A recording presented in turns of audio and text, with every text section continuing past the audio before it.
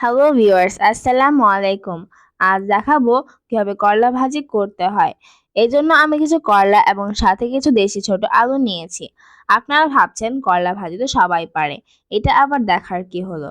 আমিও বলি হ্যাঁ, করলা ভাজি সবাই করতে পারে, কিন্তু যে সকল টেকনিক অ্যাপ্লাই করলে করলা ভাজি কখনোই তিতা হবে না, খেতেও হবে সুস্বাদু, তারই কিছু টিপস সহ আজ দেখাবো করলা ভাজি। শুরু করা যাক মূল রান্না। প্রথমে আমি করলাগুলোকে ভালো করে ধুয়ে পানি ঝরিয়ে নিয়েছি, কারণ করলায় অধিক পরিমাণ পানি লেগে থাকলে করলা ভাজি তিতা হওয়ার চান্স থাকে। এবার করলাগুলো কুচি করে কেটে নেব।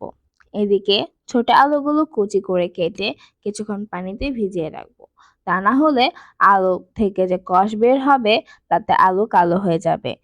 এবার চুলায় একটি প্যান বসিয়ে এতে দিয়ে দিব পরিমাণ মতো তেল। তেল হালকা গরম হয়ে আসলে এতে দিয়ে দিব পেঁয়াজ ও রসুন কুচি। আমি এখানে দেশি পেঁয়াজ 2টি ও 4টি দেশি রসুন ইউজ করেছি। সাথে দিয়ে দিলাম কয়েকটি কাঁচামরিচ। যে যেমন পরিমাণ ঝাল খেতে পছন্দ করেন ঠিক সেরকম পরিমাণ কাঁচামরিচ দিবেন। এখন পেঁয়াজ রসুন ও কাঁচামরিচ হালকা ভেজে নিব।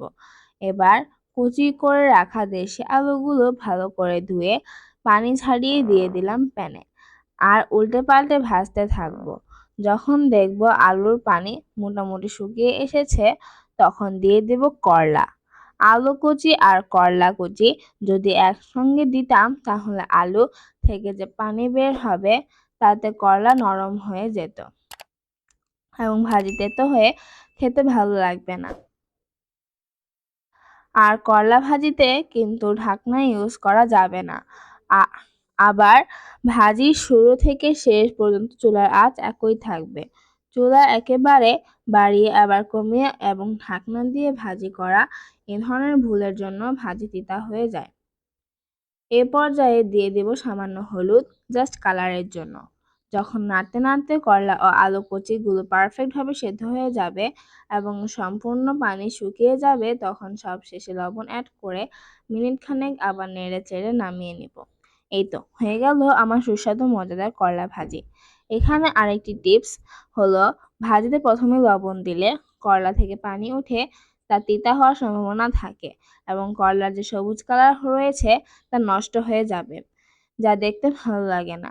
এছাড়া ভাজিতে একটি আঠালো ভাব চলে আসে, যা করলা ভাজির স্বাদ অনেক অংশে কমিয়ে দেয়।